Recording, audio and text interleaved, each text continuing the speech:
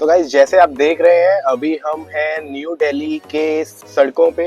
तो ये है सेंट्रल दिल्ली और अभी हम जहाँ जा रहे हैं उसका नाम है प्रधानमंत्री संग्रहालय। तो हमने उसमें काफी सारे हमने चेक किए उसके वीडियोस, उसमें बहुत सारी एक्टिविटीज हैं जो हम एक्सपीरियंस ले सकते हैं। उसमें हिस्ट्री है इंडिया के बारे में और इंडिया के अलग अलग जो प्रधानमंत्री रहे हैं अभी तक। तो हम जाके वो एक्सपीरियंस अभी लेने वाले हैं और वही एक्सपीरियंस हम आपके साथ शेयर भी करेंगे। तो बने रहिएगा वीडियो में हमारे एक्सपीरियंस देखने के लिए और खुद भी थोड़ा एक्सपीरियंस लेने के लिए।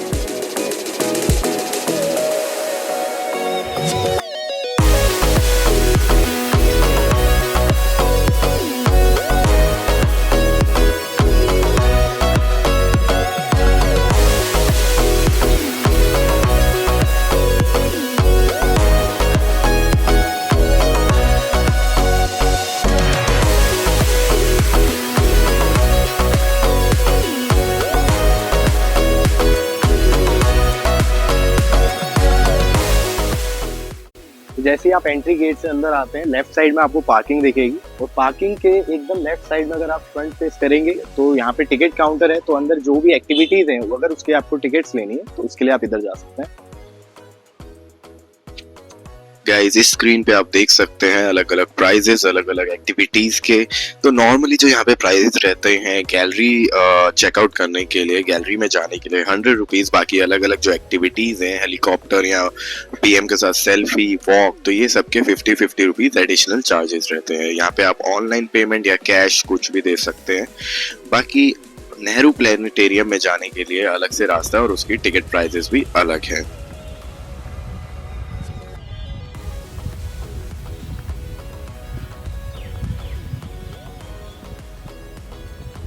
हम जा रहे हैं नेहरू प्लेनेटेरियम में। 2 बजे का शो है और ऑलरेडी 1:57 हो गए हैं।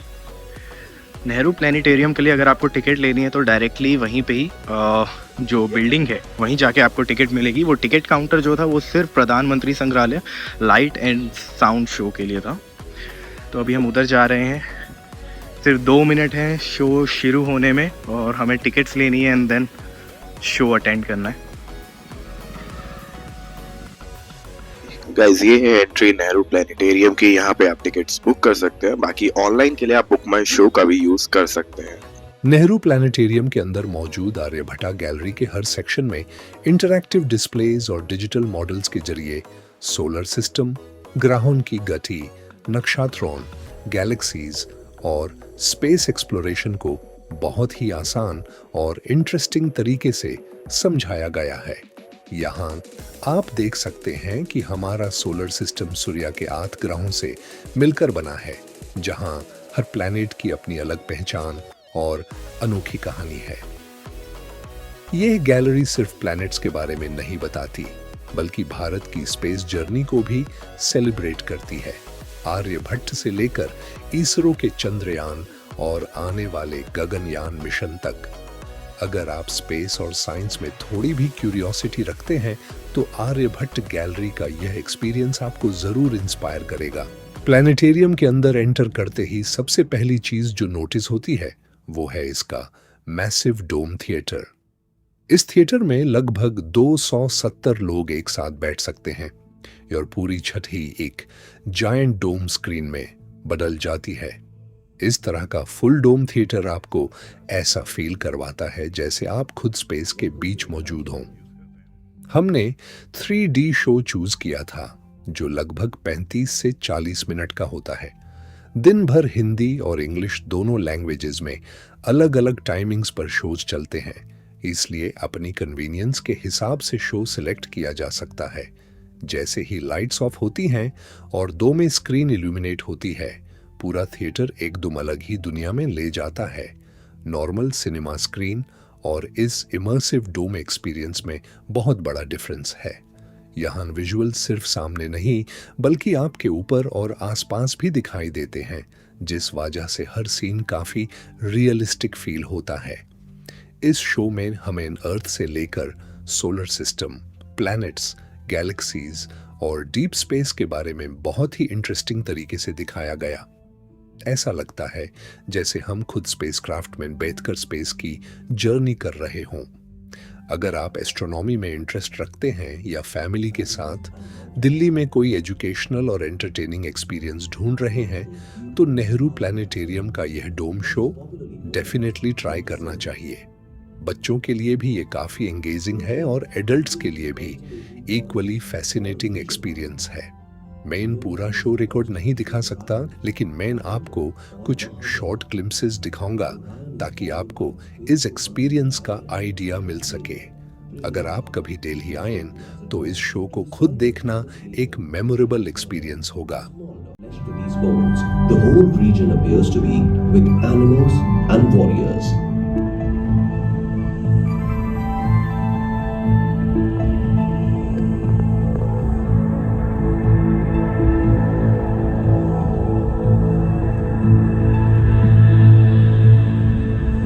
A bit to the north, look at these stars. This is in the form of a bear, the Great Bear or Saptarishi Mandal. If we join these two stars of the Great Bear and follow them towards the north, we reach the pole star, Polaris or Dhruv. Pole star is located in another constellation known as Ursa Minor or Little Bear. Now these are the three tail stars of Great Bear. If we join these three stars in an arc and extend it, we come to this bright star, Arcturus or Swati.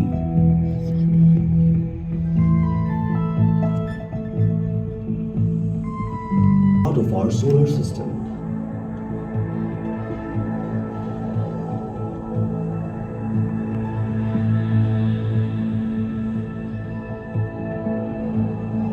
We hope that you will try to take some time out and look up at the sky and try to figure out some of the lovely constellations that you have recognized today. Thank you.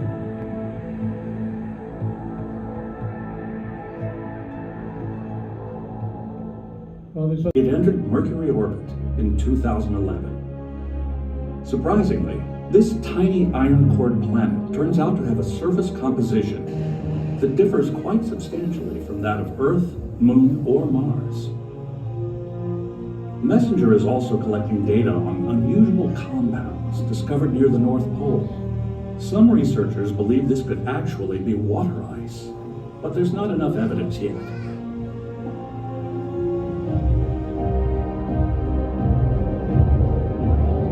Ice of any kind is most unlikely to be found here on Venus, where the surface temperature is hot enough to melt lead. Only a few Soviet Venera craft, built like tanks, have managed to survive a descent and soft land on Venus. Their images enabled us to create this detailed surface picture of the volcanic rocky Korea and China. But the $30 million X Prize for the first non-government lunar robot lander is ensuring that a return to the moon will happen in the near future.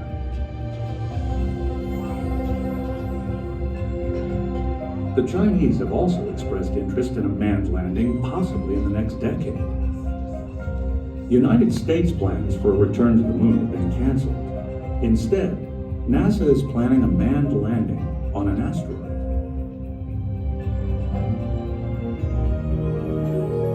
The Japanese spacecraft Hayabusa captured some microscopic samples of an asteroid and returned them to Earth in 2010.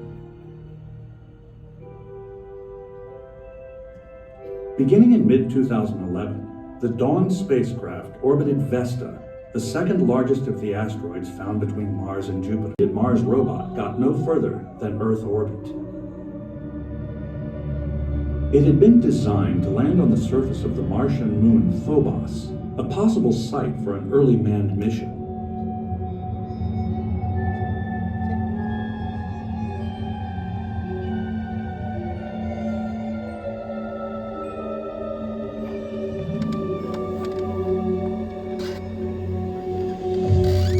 Despite all the difficulties, there are many robotic explorers from the US and Europe at work.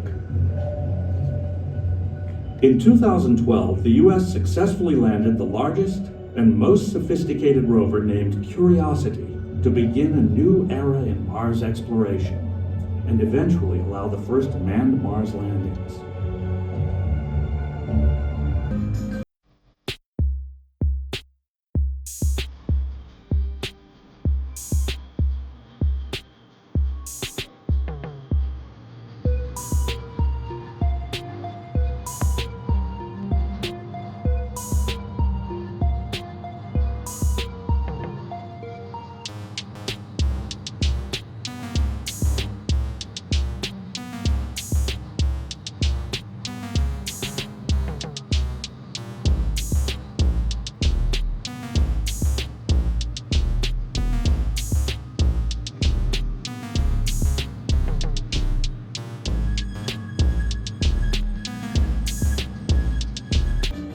Guys ये था part 1 प्रधानमंत्री संग्रहालय का, जिसमें हमने एक बहुत ही unique experience लिया, एक डोम थिएटर में 3D में सोलर सिस्टम के बारे में जाना।